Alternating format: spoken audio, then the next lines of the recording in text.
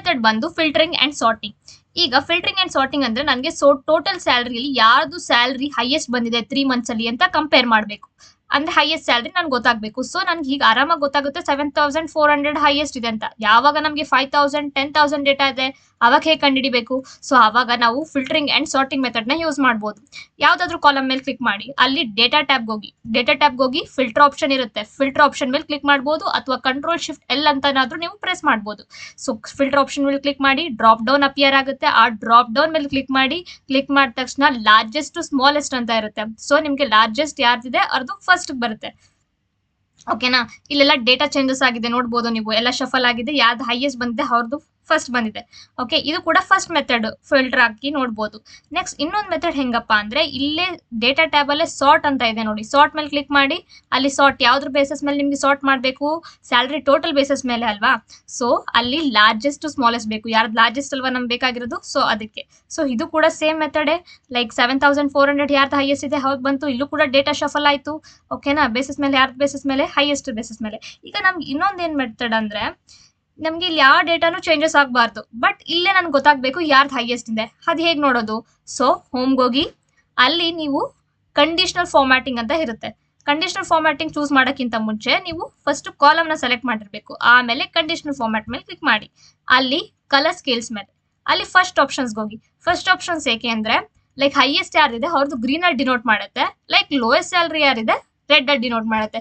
ಇದ್ರ ಮೂಲಕ ನಾವು ಕಂಡುಹಿಡಿಬಹುದು ಲೈಕ್ ಯಾರ್ದು ಹೈಯೆಸ್ಟ್ ಸ್ಯಾಲರಿ. ಏನು ಡೇಟಾ ಇಲ್ಲಿ ಏನು ಚೇಂಜಸ್ ಆಗಲ್ಲ, ಜಸ್ಟ್ ಕಲರ್ ಮೂಲಕ ನಾವು ತಿಳ್ಕೊಬಹುದು. ಈ ತರ ಕೂಡ ಕಂಡೀಷನಲ್ ಫಾರ್ಮ್ಯಾಟಿಂಗ್ ಹೆಲ್ಪ್ ಆಗುತ್ತೆ. ಈಗ ನೆಕ್ಸ್ಟ್ ಬಂದು ಕಾಲಮ್ ನ ಹೇಗೆ ಇನ್ಸರ್ಟ್ ಮಾಡಬೇಕು ಅಥವಾ ರೋ ನ ಹೇಗೆ ಇನ್ಸರ್ಟ್ ಮಾಡಬೇಕು, ಡಿಲೀಟ್ ಮಾಡಬೇಕು ಅಂತ ತೋರಿಸ್ತೀನಿ. ನೆಕ್ಸ್ಟ್ ಈಗ ಸಿ ಮತ್ತೆ ಡಿ ಮಧ್ಯೆ ನಮ್ಗೆ ಒಂದು ಕಾಲಮ್ ಬೇಕು. ಸೊ ನಾವೇನ್ ಮಾಡ್ತೀವಿ, ನೆಕ್ಸ್ಟ್ ಕಾಲಮ್ ಡಿ ಅಲ್ವಾ ಇರೋದು, ನಮ್ಗೆ ಇದ್ರ ಮಧ್ಯೆ ಬೇಕಾಗಿರೋದು. ಸೊ ನಾವು ಇಲ್ಲಿ ರೈಟ್ ಕ್ಲಿಕ್ ಮಾಡಿ ಇನ್ಸರ್ಟ್ ಮೇಲೆ ಕ್ಲಿಕ್ ಮಾಡ್ತೀವಿ. ಸೊ ಒಂದು ಕಾಲಮ್ ಇನ್ಸರ್ಟ್ ಆಗುತ್ತೆ. ಸೊ ಡಿಲೀಟ್ ಮಾಡೋದಕ್ಕೂ ಅಷ್ಟೇ ರೈಟ್ ಕ್ಲಿಕ್, ಡಿಲೀಟ್ ಆಪ್ಷನ್ ಇದೆ, ಡಿಲೀಟ್ ಮಾಡ್ಬೋದು. ಇಲ್ಲಾಂದ್ರೆ ಕಂಟ್ರೋಲ್ ಮೈನಸ್ ಕೂಡ ನೀವು ಕೀಬೋರ್ಡ್ ಅಲ್ಲಿ ಪ್ರೆಸ್ ಮಾಡ್ಬೋದು ಡಿಲೀಟ್ ಆಗೋದಕ್ಕೆ. ನೆಕ್ಸ್ಟ್ ಇದ್ರ ಮೂಲಕ ನಮ್ ನೆಕ್ಸ್ಟ್ ಒಂದು ರೋ ಅಲ್ಲಿ ಕೂಡ ಒಂದು ಕಾಲಮ್ ಆಡ್ ಮಾಡಬೇಕು. So right click, insert, row ಕೂಡ ಆಡ್ ಆಗುತ್ತೆ. ಡಿಲೀಟ್ ಮಾಡೋದಕ್ಕೆ ಕಂಟ್ರೋಲ್ ಮೈನಸ್, ಡಿಲೀಟ್ ಆಗುತ್ತೆ. ಇಲ್ಲಾಂದ್ರೆ ರೈಟ್ ಕ್ಲಿಕ್ ಮಾಡ್ಕೊಂಡು ಡಿಲೀಟ್ ಮಾಡ್ಬೋದು. ನೆಕ್ಸ್ಟ್ ಇನ್ನೊಂದೇನು ಅಂದ್ರೆ, ನೆಕ್ಸ್ಟ್ ಥಿಂಗ್, ಈಗ ಒಂದು ಕಾಲಮ್ನ ಒಂದು ರೋನ ಇಲ್ಲಿ ಇನ್ಸರ್ಟ್ ಮಾಡ್ತೀನಿ. ಓಕೆನಾ? ಒಂದು ರೋನ ಇಲ್ಲಿ ಇನ್ಸರ್ಟ್ ಮಾಡ್ತೀನಿ.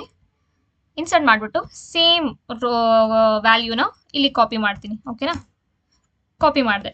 ನೆಕ್ಸ್ಟ್ ಏನು ಅಂತ ಅಂದ್ರೆ, ಈಗ ಡೂಪ್ಲಿಕೇಟ್ ವ್ಯಾಲ್ಯೂಸ್ ಫೈಂಡ್ ಔಟ್ ಮಾಡಬೇಕು ಅಂದ್ರೆ ಫಸ್ಟ್ ನೇಮ್ ಕೂಡ ಸೇಮ್ ಆಗಿರ್ಬೋದು ಯಾರ್ದಾದ್ರು, ಲಾಸ್ಟ್ ನೇಮ್ ಕೂಡ ಸೇಮ್ ಆಗಿರ್ಬೋದು. ಸೊ ಫುಲ್ ನೇಮ್ ತಗೊಳ್ಳೋದು ಬೆಟರ್ ನಾವು ಸೆಲೆಕ್ಟ್ ಮಾಡೋದು ಕಾಲಮ್ನ. ಓಕೆನಾ?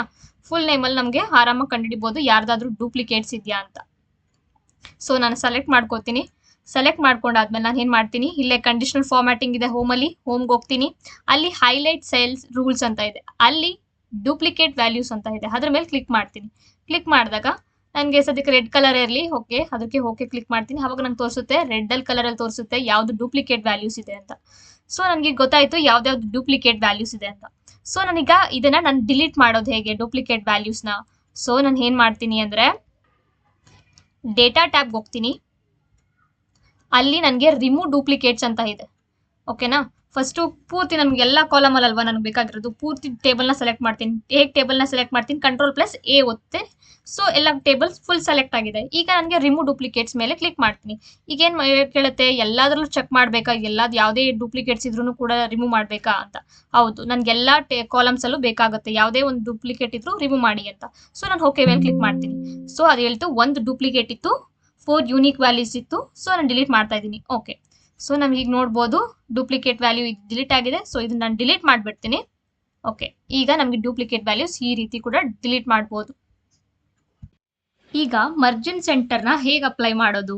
ಓಕೆ, ಸೇಮ್ ಒಂದು ಕಾಲಮ್ನ ಇನ್ಸರ್ಟ್ ಮಾಡ್ತೀನಿ. ಈಗ ಹೆಡ್ಡಿಂಗ್ ಕೊಡೋಣ. ಸೊ ಮತ್ತೆ ಇನ್ಸರ್ಟ್ ಮಾಡ್ತಾ ಇರಬೇಕಾಗುತ್ತೆ. ಸೊ ಅದಕ್ಕೆ ಏನು ಮಾಡ್ತೀನಿ, ಇದಕ್ಕೆ ಶಾರ್ಟ್ ಕಟ್ಟು ಕಂಟ್ರೋಲ್+Y. ನಿಮ್ಗೆ ಎಷ್ಟು ಬೇಕು ಅಷ್ಟು ಇನ್ಸರ್ಟ್ ಮಾಡ್ಕೋಬಹುದು. ಮತ್ತೆ ನಿಮ್ಗೆ ಡಿಲೀಟ್ ಮಾಡಬೇಕು ಅಂದ್ರೆ ಹೇಳಿದ್ನಲ್ಲ, ಕಂಟ್ರೋಲ್-. ಓಕೆ, ಈಗ ನಾನು ಒಂದು ಹೆಡ್ಡಿಂಗ್ ಕೊಡ್ತೀನಿ ಅದಕ್ಕೆ, ಎಂಪ್ಲಾಯಿ ಸ್ಯಾಲರಿ ಡಿಸ್ಕ್ರಿಪ್ಷನ್. ಓಕೆ, ಈಗ ನಾನು ಮರ್ಜೆಂಟ್ ಸೆಂಟರ್ ಮಾಡಬೇಕು ಅಂದರೆ ನನಗೆ ಎಲ್ಲಿವರೆಗೂ ಮರ್ಜ್ ಮಾಡಬೇಕು ಅಂತ ಸೆಲೆಕ್ಟ್ ಮಾಡ್ಕೋತೀನಿ. ಸೆಲೆಕ್ಟ್ ಮಾಡಾದ್ಮೇಲೆ ಇಲ್ಲೇ ಹೋಮ್ ಟ್ಯಾಬಲ್ಲೇ ಮರ್ಜೆಂಟ್ ಸೆಂಟರ್ ಮೇಲೆ ಕ್ಲಿಕ್ ಮಾಡ್ತೀನಿ. ನನ್ಗೆ ಈ ಲೈನು ಕೆಳಗಡೆ ಲೈನು ಬೇಕು ಅಂತ ಅಂದರೆ ಮರ್ಜೆಂಟ್ ಸೆಂಟರ್ ಮೇಲೆ ಕ್ಲಿಕ್ ಮಾಡ್ತೀನಿ. ತಿರ್ಗಾ ಮರ್ಜೆಂಟ್ ಸೆಂಟರ್ ಮೇಲೆ ಕ್ಲಿಕ್ ಮಾಡ್ತೀನಿ. ಓಕೆ, ಈಗ ಬಂದಿದೆ. ಈಗ ಮಿಡಲ್ ಅಲೈನ್ಮೆಂಟ್ ಕೊಡ್ತೀನಿ. ನೆಕ್ಸ್ಟ್ ಇದನ್ನ ಬೋಲ್ಡ್ ಮಾಡ್ತೀನಿ, ಮತ್ತೆ ಥಿಕ್ ಬಾರ್ಡರ್ಸ್ ಕೊಡೋಣ, ಇದಕ್ಕೆ ಥಿಕ್ ಔಟ್ಸೈಡ್ ಬಾರ್ಡರ್ಸ್ ಕೊಡೋಣ. ನೆಕ್ಸ್ಟು ಫಾಂಟ್ ಸೈಜ್ನ ಒಂದು ಸ್ವಲ್ಪ ಇನ್ಕ್ರೀಸ್ ಮಾಡೋಣ. ಆಮೇಲೆ ನಿಮ್ಗೆ ಯಾವುದಾದ್ರೂ ಕಲರ್ಸ್ ಬೇಕು ಅಂತ ಅಂದರೆ you can take it out. ಸದ್ಯಕ್ಕೆ ಈ ಕಲರ್ ಇರಲಿ. ಓಕೆ, ಈ ಥರ ನೀವು ಮರ್ಜೆಂಟ್ ಸೆಂಟರ್ ಮಾಡ್ಬೋದು. ಈ ಥರ ನೀವು ಇದು ಬೇಸಿಕ್ ಥಿಂಗ್ಸು ಇನ್ನೂ ಕೂಡ ಎಕ್ಸ್ಪ್ಲೋರ್ ಮಾಡ್ಬೋದು, ನೀವು ಮಾಡ್ತಾ ಮಾಡ್ತಾ ಕಲಿಬೋದು.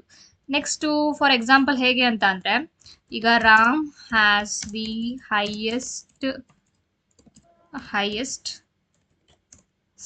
ಸ್ಯಾಲರಿ. ಓಕೆ, ಈಗ ನಿಮಗೆ ಇದು ಬರ್ದಿದ್ದೀರಾ ಟೆಕ್ಸ್ಟು, ಬಟ್ ಇದು ಪೂರ್ತಿ ಒಂದು ಬಾಕ್ಸಲ್ಲಿ ಬರಬೇಕು. ಓಕೆನಾ, ಇದು ಅರ್ಧ ಡಿವೈಡ್ ಆಗೋಗಿದೆ. ಒಂದು ಬಾಕ್ಸಲ್ಲಿ ಬರಬೇಕು ಅಂದ್ರೆ ಏನು ಮಾಡ್ತೀರಾ, ಇಲ್ಲೇ ನೀವು ನೋಡ್ಬೋದು ವ್ರ್ಯಾಪ್ ಟೆಕ್ಸ್ಟ್ ಅಂತ ಇದೆ. ವ್ರ್ಯಾಪ್ ಟೆಕ್ಸ್ಟ್ ಮೇಲೆ ಕ್ಲಿಕ್ ಮಾಡಿದ್ರೆ ಏನಾಗುತ್ತೆ, ಒಂದು ಬಾಕ್ಸಲ್ಲಿ ಬರುತ್ತೆ. ಓಕೆ, ಈ ಥರ ನೀವು ಇನ್ನೂ ಎಕ್ಸ್ಪ್ಲೋರ್ ಮಾಡ್ಬೋದು. ಲೈಕ್ ಇವಾಗ 21 ಅಂತ ಇರುತ್ತೆ, ಇದನ್ನ ನಿಮಗೆ ಪರ್ಸೆಂಟಲ್ಲಿ ನೀವು ಮಾಡಬೇಕು. ಸೊ ಪರ್ಸೆಂಟ್ಗೆ ಹಿಂಗೆ ಕನ್ವರ್ಟ್ ಮಾಡ್ತಾ, ಇಲ್ಲೇ ಪರ್ಸೆಂಟ್ ಸಿಂಬಲ್ ಇದೆ ನೋಡಿ, ಆ ಪರ್ಸೆಂಟ್ ಸ್ಟೈಲ್ ಮಾಡಿದ್ರೆ ಪರ್ಸೆಂಟ್ ಬರುತ್ತೆ. ಮತ್ತು ಈ 00ನ ರಿಮೂವ್ ಮಾಡಿ ಅಷ್ಟೇ. ಈ ಥರ ಪರ್ಸೆಂಟ್ ವ್ಯಾಲ್ಯೂಸು ಎಲ್ಲ ನೀವು ಎಕ್ಸ್ಪ್ಲೋರ್ ಮಾಡ್ಬೋದು. ಓಕೆನಾ, ಈ ಥರ ನೀವು ಮಾಡ್ತಾ ಮಾಡ್ತಾ ಕಲಿಬೋದಾಗುತ್ತೆ.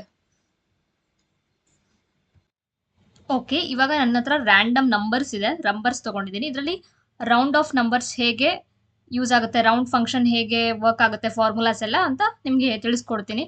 ಯೂಶಲಿ ಇವಾಗ ಇದು ನಂಬರ್ಸಲ್ಲಿ ಕನ್ವರ್ಟ್ ಮಾಡಿದ್ದೀನಿ, ನೋಡ್ಬೋದು ನೀವು. ನಂಬರ್ಸಲ್ಲಿ ಕನ್ವರ್ಟ್ ಆಗಿದೆ. ಇಲ್ಲಿ ನಂಬರ್ಸ್ ಅಂತ ಕಾಣಿಸ್ತಿಯಲ್ಲ, ನಂಬರ್ಸಲ್ಲಿ ಏನಿಲ್ಲ. ನಂಬರ್ಸ್ ಅಂತ ಅಂದರೆ ಹೇಗೆ ಸೆಲೆಕ್ಟ್ ಮಾಡಿದ್ದೀನಿ, ಇಲ್ಲಿ ಹೋಗಿ ಇಲ್ಲಿ ನಂಬರ್ಗೆ ಕನ್ವರ್ಟ್ ಮಾಡಿದ್ದೀನಿ.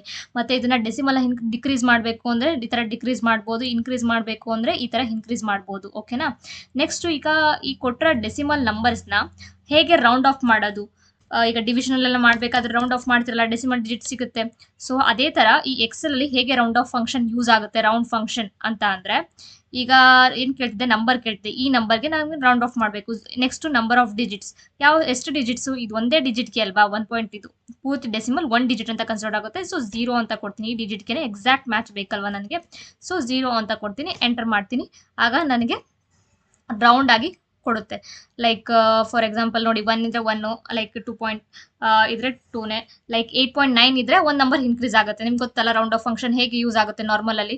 ನೆಕ್ಸ್ಟ್ 4.5 ಇದ್ರೂ ಅದು 5 ಅಂತಾನೆ ಕನ್ಸಿಡರ್ ಮಾಡುತ್ತೆ. ನೆಕ್ಸ್ಟು ರೌಂಡ್ ಅಪ್ ಫಂಕ್ಷನ್ ಹೇಗೆ ಯೂಸ್ ಆಗುತ್ತೆ. ಸೊ ರೌಂಡ್ ಅಪ್ ಫಂಕ್ಷನ್ ಹೆಂಗೆ ಯೂಸ್ ಆಗುತ್ತೆ, ಈಗ ಸೇಮ್ ನಂಬರ್ನ ಸೆಲೆಕ್ಟ್ ಮಾಡ್ತೀನಿ, ಯಾವ ನಂಬರ್ಗೆ 0 ಎಕ್ಸಾಕ್ಟ್ ಮ್ಯಾಚ್ ಬರೋದಕ್ಕೆ. ಸೊ ಎಂಟರ್, ಆಮೇಲೆ ಇದನ್ನ ಪ್ಲಸ್ ಐಕಾನ್ ಮೇಲೆ ಕ್ಲಿಕ್ ಮಾಡಿದ್ರೆ ಆಟೋಮೆಟಿಕ್ಕಾಗಿ ಫಿಲ್ ಆಗುತ್ತೆ. ಇದರಲ್ಲಿ ಏನಾಗುತ್ತೆ, 1 ನಂಬರ್ ಇನ್ಕ್ರೀಸ್ ಆಗುತ್ತೆ. ಈಗ 2 ಇದ್ರೆ 3 ತಗೊಳುತ್ತೆ, 8 ಇದ್ರೆ 9 ತಗೊಳುತ್ತೆ, 4 ಇದ್ರೆ 5 ತಗೊಳುತ್ತೆ. ಈ ಥರ 1 ನಂಬರ್ ಇನ್ಕ್ರೀಸ್ ಆಗುತ್ತೆ. ನೆಕ್ಸ್ಟ್ ರೌಂಡ್ ಡೌನ್ ಫಂಕ್ಷನ್ ಹೇಗೆ ಯೂಸ್ ಆಗುತ್ತೆ, ಇಲ್ಲೇ ಬಂತು. ನೆಕ್ಸ್ಟು ಇದು ಸೇಮ್, ಇದಕ್ಕೆ ಅಲ್ವಾ ನಾವು ಮಾಡಬೇಕಾಗಿರೋದು. ಸೆಲೆಕ್ಟ್ ಮಾಡ್ತೀವಿ, comma 0 for the exact match and enter. Next ಇದು ಹೇಗೆ ವರ್ಕ್ ಆಗುತ್ತೆ, ಇದು ಏನೇ ನಂಬರ್ ಇದ್ರು ಆ ನಂಬರ್ 1 ಇದ್ರೆ 1 ಇರುತ್ತೆ, 2 ಇದ್ರೆ 2ನೇ ಇರುತ್ತೆ, 8 ಇದ್ರೆ 8 ಇರುತ್ತೆ, 1 ಇದ್ರೆ 1 ಇರುತ್ತೆ, 4 ಇದ್ರೆ 4 ಇರುತ್ತೆ. ಈ ಥರ ರೌಂಡ್ ಡೌನ್ ಫಂಕ್ಷನ್ ಕೂಡ ಯೂಸ್ ಆಗುತ್ತೆ. ಓಕೆನಾ, ಈಗ ನೆಕ್ಸ್ಟು ಎಕ್ಸೆಲಲ್ಲಿ ಆಟೋಫಿಲ್ ಹೇಗಾಗುತ್ತೆ ಅಂತ ನಾನು ನಿಮಗೆ ಹೇಳ್ಕೊಡ್ತೀನಿ.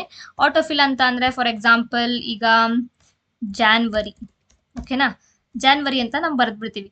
ಲೈಕ್ ಇದು ಅರ್ಥ ಮಾಡ್ಕೊಳ್ಳುತ್ತೆ. ಲೈಕ್ ನೋಡ್ಬೋದು ನೀವು, ಇದರಲ್ಲಿ February, March, April, September, October ಅಂತ ತೋರಿಸುತ್ತೆ. ನಮ್ಗೆ ಎಷ್ಟು ಮಂತ್ಸ್ ಬೇಕಾದರೂ ಅದು ಆಟೋಫಿಲ್ ಆಗಿಬಿಡುತ್ತೆ, ಅದು ಗೊತ್ತಾಗ್ಬಿಡುತ್ತೆ.